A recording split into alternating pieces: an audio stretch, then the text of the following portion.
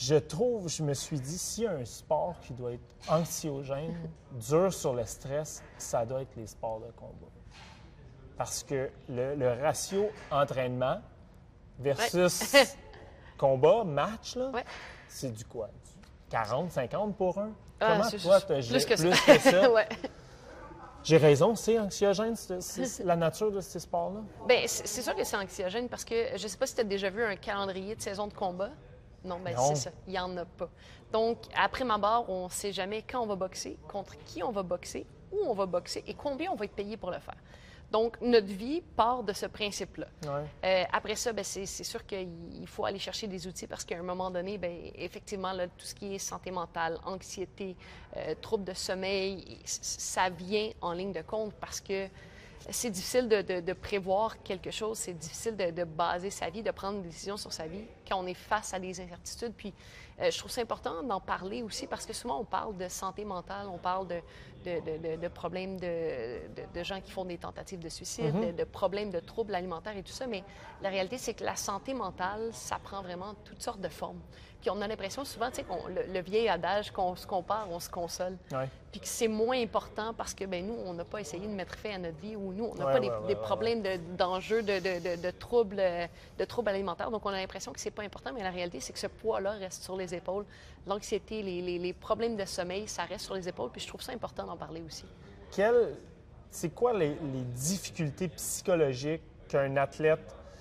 On va prendre un athlète de haut niveau, là, mais que des sportifs peuvent avoir aussi. Mais c'est quoi les difficultés psychologiques, les enjeux quand on a une carrière professionnelle ou est-ce que ça devient notre gagne-pain? Ou est-ce qu'on a une personnalité publique aussi, nos résultats, tout le monde va le savoir. C'est quoi les enjeux quand tu sais, exemple, là, ton prochain combat est dans 10 mois? Du jour 1 au 10e mois, c'est quoi la liste des trucs qui peuvent être anxiogènes dans la carrière d'une boxeuse? Bien, en fait, la première des choses, c'est ça, c'est est-ce que le combat va vraiment avoir lieu dans 10 mois? Parce que la réalité, c'est qu'avec les blessures, avec la pandémie, il y a eu beaucoup de reports, il y a eu beaucoup d'incertitudes. Donc, première des choses, est-ce que le combat va avoir lieu?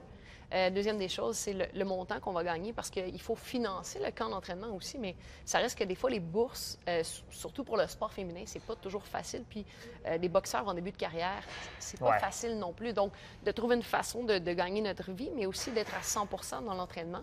Après ça, bien, il y a le risque parce qu'il n'y a pas de demi-mesure. Tu ne peux pas travailler 30 heures à quelque part. Bien, à un certain moment donné, tous les athlètes le font dans le sens où, quand on est en début de carrière, on n'a pas le choix. Là. Surtout à la boxe, c'est très rare qu'un athlète va tout de suite faire le saut chez les professionnels et être en mesure de gagner sa vie tout de suite de ça. Donc, la plupart des athlètes vont devoir le faire. Donc, ça, il y a un enjeu aussi de repos, d'être capable de bien récupérer, de doser la bonne partie d'entraînement avec jusqu'à quel point ça va me rendre plus performant versus jusqu'à quel point ça va gruger dans mes réserves d'énergie.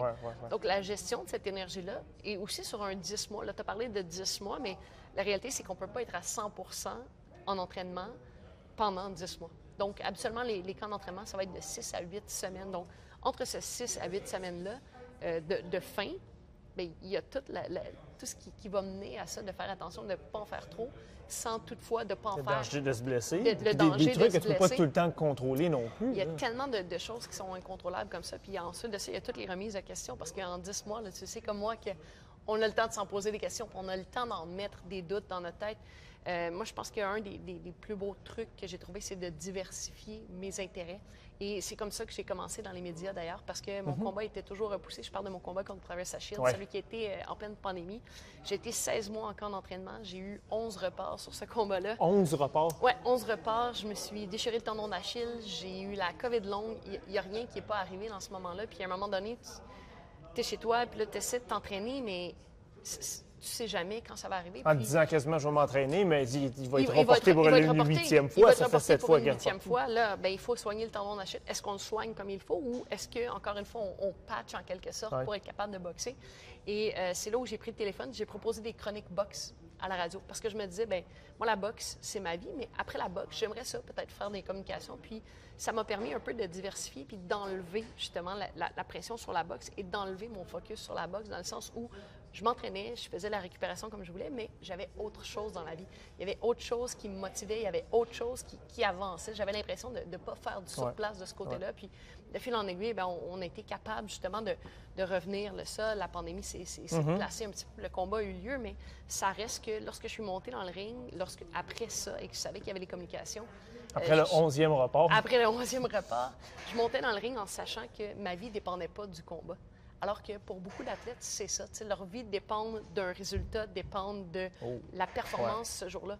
Moi, je savais que j'étais beaucoup plus que juste une athlète, juste une boxeuse. J'avais autre chose, j'avais d'autres cordes à mon arc et ça enlevait tellement de pression sur la performance de mon sport aussi. Mais est-ce que tu étais capable, est-ce que tu aurais pu avoir cette mentalité-là toute ta carrière de j'ai un plan B? Est-ce qu'on peut s'entraîner avec la rigidité que ça demande à ton niveau en sachant, on entend ça des artistes des fois, j'avais pas de plan B, c'est pour ça que ça a marché. Est-ce qu'à un moment donné, il faut qu'il n'y ait pas de plan B puis qu'il y ait un plan A, même si ça peut gruger un petit peu d'anxiété puis de santé mentale? En fait, j'en avais pas de plan B, puis j'en ai toujours pas de plan B, parce que moi, le seul plan que j'ai, c'est ce que j'aime faire. Sauf que la réalité, c'est que du moment où tu réalises que tu es plus qu'un athlète ou que tu es plus qu'une profession, que ce soit pour toi, tu es plus qu'un journaliste, que ce soit pour un étudiant, c'est plus qu'un étudiant. Du moment où tu comprends que ta vie, c'est autre chose, ton identité est autre chose que juste ton sport, bien, c'est ce qui te permet d'ouvrir tes horizons, puis c'est ce qui te permet de réaliser que il y en a des options dans la vie. Puis pour moi, ça a toujours été catégorique. La boxe, ça a toujours été à 100 %. Et même si j'étais dans les communications, parce que ça me faisait plaisir de le faire, parce que je sentais que je m'épanouissais, mon horaire... Jamais au dépens de... Jamais au dépens. Et mon horaire était toujours fait en fonction de quand le camp d'entraînement commençait. J'étais à 100 % à la boxe, où ce que j'avais comme engagement me permettait justement de ne pas gruger dans mes réserves d'énergie. Donc, il n'y avait pas de plan B, mais j'ai réalisé que j'étais beaucoup plus qu'une simple athlète. C'est pas pareil. Exact. Je suis content de te parler parce que j'ai l'impression que les sports de combat ont une facette assez méconnue. On voit le combat, on voit le knock-out, on voit les 12 rondes de 3 minutes, mais c'est 1 %. Puis un truc qui est la perte de poids plutôt, pour faire la pesée avant le combat. C'est quelque chose. Je pense pas qu'il y ait beaucoup de boxeurs de haut niveau qui font ça, les deux doigts dans le nez, sans aucune pression, sans aucun stress. Peux-tu me parler un petit peu de ce chapitre-là de ta carrière et de la carrière des autres boxeurs aussi? Bien, en fait, ce qu'il faut comprendre pour les gens qui nous écoutent, c'est que la pesée, on n'a pas le droit d'excéder le poids. Donc, si le contrat est signé à, je vais dire 154 livres, parce que c'était ma catégorie de poids, je ne pouvais pas arriver sur la balance à 154,4 livres. Parce qu'à ce moment-là, j'aurais dû verser 20 % de ma bourse à mon adversaire et je perdais le droit de boxer pour ma ceinture et de défendre mon titre. Donc, les enjeux sont incroyables. C'est pour ça qu'on en voit des fois. Rien, finalement. Bien, tu boxes pour 80 % de ta bourse, mais tu perds ton titre mondial aussi. Là. Donc, tu sais, dans ce cas-ci, c'est pour ça qu'on voit des boxeurs tout nus sur la pesée, parce que chaque gramme compte. Et moi, j'étais tellement obsédée justement là, par les pesées. Puis il y a beaucoup de boxeurs, tu sais, premièrement, on est déshydraté, là, donc on a soif, on a faim, parce que le but, c'est d'arriver à un poids le plus bas possible. Beaucoup sont encadrés, comme moi. Il y en a d'autres, malheureusement, qui ne le sont pas. Fait que dans ce temps-là, c'est encore plus drainant. Et je dirais là, que facilement, les 10 premiers combats de ma carrière, je ne dormais pas une minute de la nuit. Je me levais à toutes les heures pour me repaiser. Même si je n'avais pas bu, je n'avais pas mangé, j'allais me repaiser. Ne serait-ce que pour savoir si par un don divin, là, ton poids venait de changer. C'est ça. Puis tu sais, c'est drôle parce que là, on en parle, puis je me dis, bien voyons donc. Mais quand ça arrivait, ça a été très long. Là. Après ça, j'ai commencé à dormir peut-être une demi-heure dans la nuit. Donc, dans la nuit, la veille du combat, je ne dormais pas une minute. Là. Donc, il y a eu un gros travail avec mon préparateur physique. Fait que t'arrives au combat fatigué, en plus. Je réussissais, une fois la pesée faite, ma meilleure nuit était la nuit d'après-pesée. Il y en a qui c'est l'inverse. Il y en a des boxeurs que c'est la nuit avant le combat où ils commencent à justement être anxieux et tout ça. Moi, c'était vraiment ma meilleure nuit. Mais ça reste qu'on a fait un gros travail avec mon préparateur mental, avec mon conseiller en nutrition, avec mon préparateur physique, pour s'assurer que cette étape-là, justement, ne gruge pas trop dans mes réserves d'énergie. Mais j'étais capable de le faire à la fin de ma carrière où là, je dormais des nuits de sommeil de 5-6 heures. C'est le préparateur mental qui aide pour ça? Bien, c'est un peu tout. C'est quoi le travail? Parce que pour faire la pesée, il y a des bases d'alimentation que tu dois respecter, ça me semble assez évident. Mais ça ne t'empêchera pas d'être stressé, par exemple, d'être anxieuse. Tu sais, le préparateur mental, le psychologue sportif, comment il peut t'aider, lui, à faire l'autre moitié du chemin? Bien, en fait, tu sais, quand on veut contrer l'anxiété, bien, il faut bâtir de la confiance. Puis derrière une confiance optimale se cache une préparation optimale. Du moment où tu sais que tu as fait tout ce qui était en ton possible, c'est beaucoup plus facile d'accepter. Si je me rendais comme ça et je savais que j'avais pas bu, j'avais pas mangé, que j'avais respecté le plan, qu'on avait fait dans le sauna ou dans les bains, ce qu'on avait à faire, à ce moment-là, bien, j'avais plus raison de douter. Même chose. Tu élimines plusieurs doutes. Puis c'était la même chose avant d'aller boxer. Moi, je boxais avec un gros sourire quand j'arrivais sur le ring. Oui. Et pour moi, c'était un peu la façon de récolter tout le fruit de mon travail. Et je savais, du moment où je montais vers le ring, que j'avais tout fait ce qui était en mon possible. Je savais que le petit gâteau, là, moi, je ne l'avais pas mangé. Je savais que le lundi, j'étais là à 6 heures au gym et que j'avais fait tout le travail qu'on devait faire. Donc, j'arrivais en montant dans le ring en me disant, moi, j'ai fait tout ce que j'avais à faire. Maintenant, il me reste à apprécier. Et c'est ça, une préparation optimale qui permet d'avoir une confiance optimale. Il y a un autre truc aussi qui m'a toujours fasciné, qui est assez unique au sport de combat, surtout quand il faut faire la promotion du combat. C'est cette espèce d'aura d'invincibilité qu'on voit devant les caméras. Vraiment, c'est devant les caméras. Où est-ce que notre adversaire n'a aucune chance? S'il est chanceux, il va te faire jusqu'au 5e round. S'il est chanceux. Ça peut pas être. Je peux pas croire que c'est vrai tout le temps. Comment est-ce que ça devient anxiogène? Je ne veux pas dire de faire semblant parce que vous êtes du monde, vous êtes des athlètes confiants, mais est-ce que ça devient anxiogène des fois de jouer à l'athlète un petit peu trop confiant puis de refouler certains doutes qu'on a? Mais clairement, puis tu sais, c'est sûr que ça serait un peu bizarre, là, quelqu'un qui arrive à la conférence de presse et comme, je ne sens pas aujourd'hui, ça va être dur aujourd'hui, tu sais. C'est un peu bizarre. Fait que ça reste que la plupart des boxeurs, quand on va le dire, la plupart, on va le penser.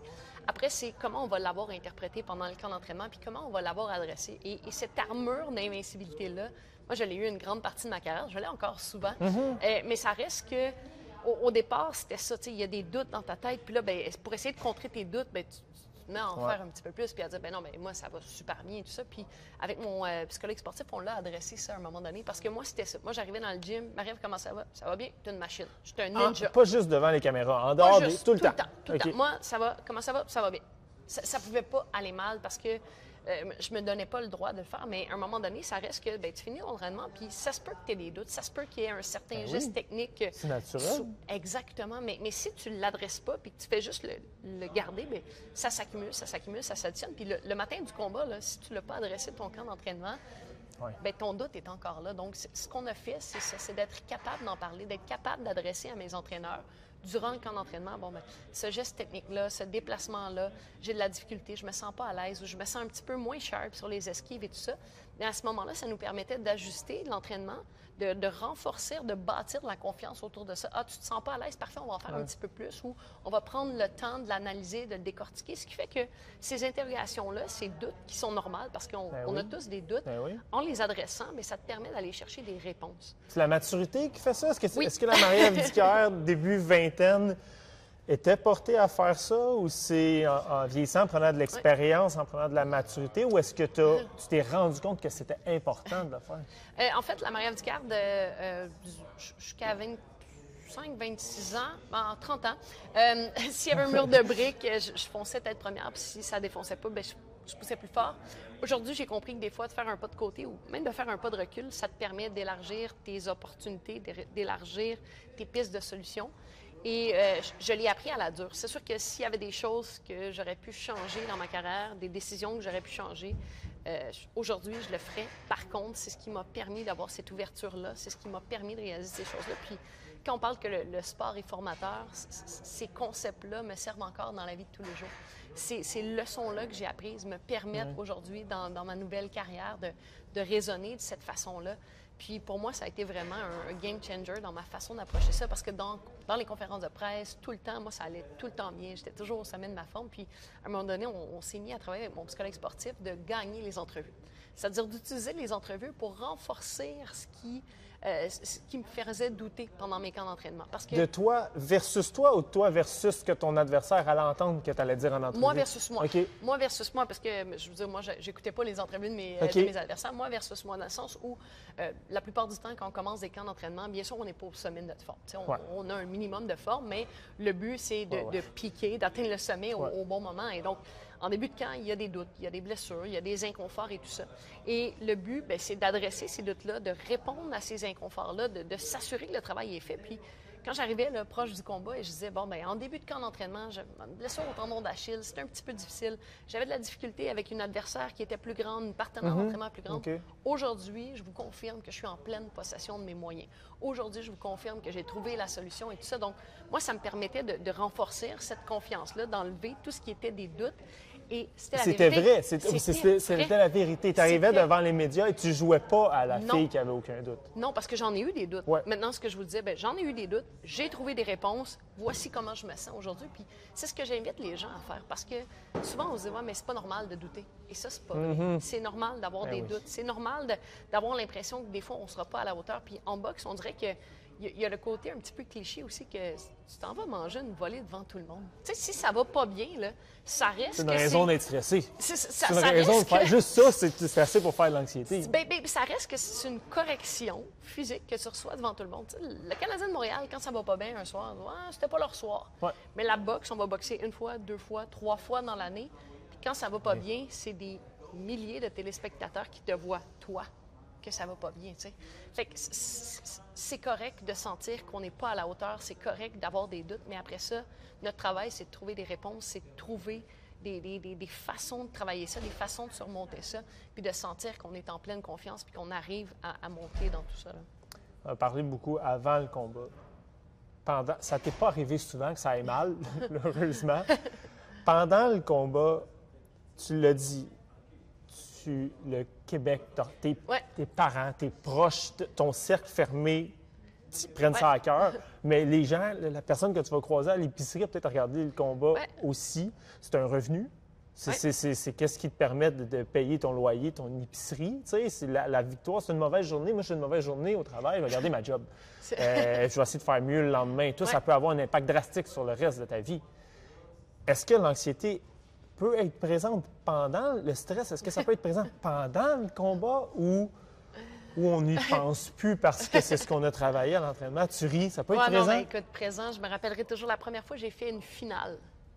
La première fois où j'étais l'événement principal, puis c'était la première fois de l'histoire qu'une femme devenait... sur les posters. Sur les posters, puis tout, c'est au Casino de Montréal. Là. Écoute, j'avais tellement mal au cœur pendant le combat, j'étais tellement stressée que je me rappelle de ne pas avoir voulu prendre de l'eau jusqu'au 6e round. J'arrivais dans le coin, mon coach arrivait à me donner de l'eau, puis j'étais comme... Ça passait pas? Ça passait pas, là. Ça passait pas. Puis là, entre le 5e et le 6e... Entre le 4e et le 5e, il m'a dit, là, le prochain round, je te force. Puis là, je dis, ouais, le prochain, je te promets. Fait que la moitié du combat où j'ai pas bu d'eau. Ouais. Parce que là, je me disais, OK, mais là, les gens achètent des billets pour moi. Fait que là, il faut que je leur donne un spectacle. Il faut pas juste que je gagne mon combat, là, mais...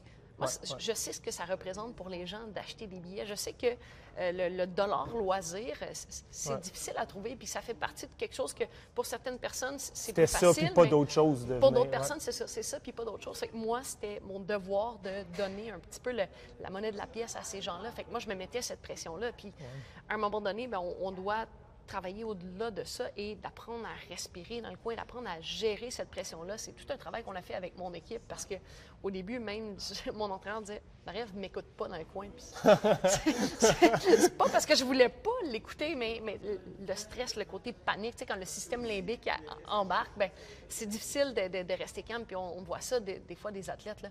Il est calme, il est posé, il est capable d'analyser, mais le côté analytique, tu ne l'as pas quand tu es en mode panique. Fait que, oui, il y avait de l'anxiété, oui, il y avait du stress, mais c'est vraiment quelque chose avec lequel on doit composer. Puis le moment où tu réussis à contrôler ça dans un combat de championnat du monde entre le 9e, bien, pendant le 10e round... La différence doit être énorme. Je veux dire, quand tu es capable de boxer sans stress, avec... Mais il y en a toujours un stress. Il y en a toujours?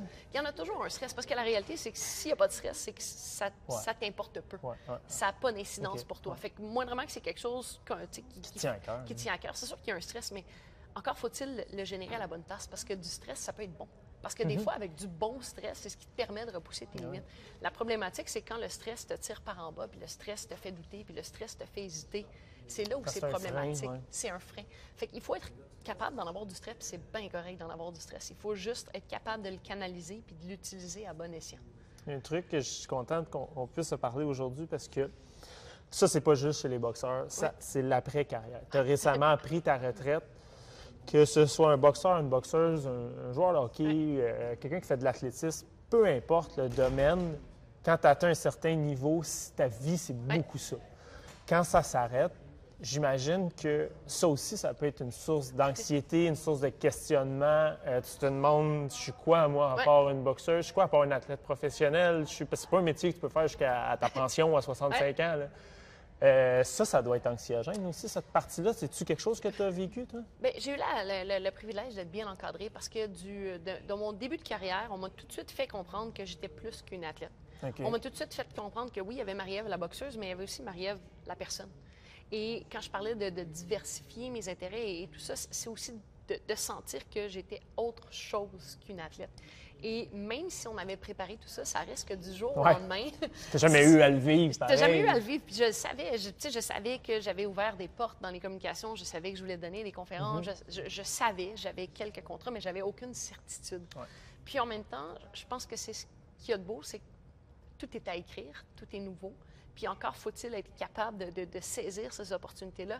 Et tous les trucs qui m'ont servi en boxe quand je ne savais pas quand j'allais boxer, contre qui j'allais boxer, et tout ça, et tous les mécanismes que j'ai développés avec la boxe me permettent encore aujourd'hui de trouver ma voie, de naviguer dans cette nouvelle carrière-là. Mais je vous mentirais si je ne vous disais pas que... Il y a des fois où je me pose des questions. Il y a des fois où je me... C'est encore récent. C'est récent. J'ai pris ma retraite en mars. Mais c'est tellement drôle parce que moi, justement, ça va jamais assez vite. Tout le monde me dit, ouais, Marie-Ève, t'es partout, ça va vraiment vite. Puis là, je suis comme, ouais, mais non, mais tu sais, moi, j'aimerais ça faire ça. Et là, mon copain me dit souvent, Marie-Ève, calme-toi, ça fait même pas 1 an. Ah, c'est vrai, ça fait pas 1 an, tu sais. Mais ça reste que c'est ça. Moi, je suis une fille qui regarde toujours en avant. Mais je dirais qu'avec les dernières années, j'ai aussi appris à prendre une pause puis à regarder en arrière. Parce qu'on est tellement concentré toujours en avant. Hein? On en veut plus, puis on en veut plus. Mais des fois, juste de prendre une pause... On n'apprécie pas ce qu'on a fait. De réaliser... On ne prend pas la mesure. Bien, c'est ça. Puis de réaliser tout le chemin qu'on a parcouru, tout le travail qu'on a accompli. Où est-ce qu'on était l'année passée? Puis tu sais, de réaliser ça, ça nous permet de réaliser que, quand même, je suis capable. Puis dans cette année-là, quand on a comme... Je dis, mettons, 1 année, mais quand j'ai commencé l'année, mais je pensais jamais accomplir tout ce que j'ai accompli. Je voulais le faire. Est-ce que je pensais le faire? Non. Je l'ai fait, parfait. Mais si j'ai eu la force de le faire une fois, ça va me permettre de le faire une autre fois. Parce que la réalité, c'est qu'on a un taux d'efficacité de 100 à passer à travers des embûches. Parce que d'une façon ou d'une autre, on trouve toujours une solution. On est encore là. Tu es là, je suis là. Fait qu'on trouve toujours une solution. Des fois, on a l'impression que c'est le pire moment de notre vie, puis on veut pas ça. Mais ça reste que on est tellement fort, on trouve toujours une solution. Fait que de prendre une pause puis de regarder d'où on vient, du chemin parcouru, c'est quelque chose qui peut nous donner la confiance justement d'aller vers l'avant face à des incertitudes, face à des changements dans notre vie. On parle de ma carrière, mais je ne suis pas la seule qui a des périodes de transition. On le voit avec la pandémie. Là, les gens se repositionnent, les gens changent de métier, changent de carrière. Les athlètes, c'est la même chose. Il y a des athlètes qui se posent beaucoup plus de questions. Mais la vie, c'est une question de transition. Maintenant, il faut être capable de gérer ces transitions-là. Une des transitions que tu as faites, c'est que tu as décidé de devenir conférencière. Oui. Puis, si tu veux être une bonne conférencière, tu ne peux pas seulement parler à des athlètes professionnels parce qu'il va peut-être manquer de clients à un moment donné. Ce qui fait que tu te sers de ton bagage d'athlète professionnel pour parler à des professionnels, des comptables, des limites. Mais en quoi est-ce que toi, tu as vécu ce que 99,9 % de la population ne vivent pas à ce niveau-là? Je veux dire, il y en a qui sont sportifs, mais pas à ce niveau-là. En quoi ça peut aider un professionnel? C'est quoi le bagage que tu vas chercher dans ce que tu as fait qui peut aider monsieur, madame, tout le monde à s'accomplir? Bien, en fait, dans mes conférences, je partage beaucoup des trucs de psychologie sportive, beaucoup de trucs de performance et aussi de gestion d'incertitude, de gestion d'anxiété et tout ça. Donc, je partage des outils qui, moi, m'ont servi. Et ce qui est particulier, c'est que souvent, ce sont des petites modifications, des petits ajustements, juste des façons de penser différentes qui te permettent de voir ton problème d'une façon différente, de donner la motivation de façon différente. Donc, dans mes conférences, c'est un peu ce que je fais. Donc, je partage ces trucs-là de préparation mentale. Je reviens sur des moments de ma carrière où je les ai utilisés. Donc, il y a des séances vidéo. Des fois, on est entre les rounds de mes combats et on entend mon entraîneur me partager quelque chose. Pendant la conférence. Pendant la conférence. Donc, je reviens avec des extraits vidéo et ensuite de ça, je le transpose aux gens des différents milieux parce que la réalité, c'est que oui, ça s'applique à la boxe, mais ça s'applique dans la vie de tous les jours. Puis, à un moment donné, moi, je voulais devenir la meilleure boxeuse, mais avant tout, je voulais devenir la meilleure version de moi-même. Et c'est ce que j'ai envie, c'est ce que je partage dans les conférences. Je donne ces petits trucs-là, autant au niveau de la performance qu'au niveau de la flexibilité, au niveau de l'adaptation, parce que la performance, l'adaptation, ça va de soi, tu sais. On a parlé d'anxiété, on a parlé de santé mentale, on a parlé des difficultés que le métier que tu as fait pouvait avoir à ce chapitre-là. La boxe n'a pas toujours, à tort ou à raison, pas toujours une bonne presse non plus.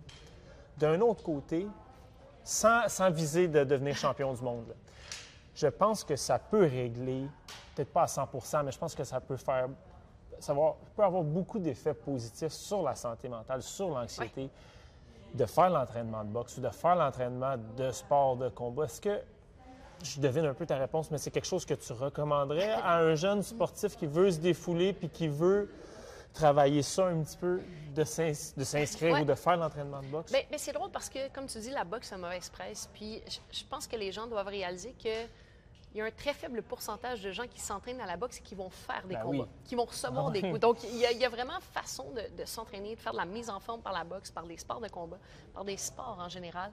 Et moi, ce que j'ai toujours apprécié de la boxe, c'est le fait que tu peux pas être là à moitié. Quand tu frappes sur le sac, tu es là à 100 %. Puis oui, il y a un côté physique, mais il y a aussi un côté technique. Puis là, tu sens que ton coup a plus d'impact. Tu veux aller plus vite, tu veux aller plus fort et tout ça. Puis je disais toujours à la blague, parce que les gens me disaient « Hey, toi, on va se tenir tranquille quand tu es là. Hein, » Les clichés. Et moi, ce que je répondais, c'est à la quantité de coups de poing que je donne dans une journée, T'en donnerais certainement pas. à quel point je suis en paix. C'est une façon justement de canaliser cette énergie-là. Je le disais tantôt, j'ai un surplus d'énergie. C'est déjà surprenant que je suis encore assis ici. Mais moi, ça m'a toujours permis de canaliser cette énergie-là, de sortir tout ce que j'avais à l'intérieur. Puis on dirait que peu importe le problème qu'on a, peu importe l'interrogation qu'on a, le temps d'un moment pendant qu'on fait l'entraînement, on termine puis on se dit c'était pas si pire que ça. Et si c'était si pire que ça, on y pense pas. On y pense pas pendant cette période-là. Et c'est un peu ça, hein, parce que là où on met notre attention prend de la grandeur. Donc, où on décide de mettre notre focus, bien, plus ça prend d'importance dans notre vie, parce que plus je porte mon attention sur quelque chose, bien, plus ça devient important.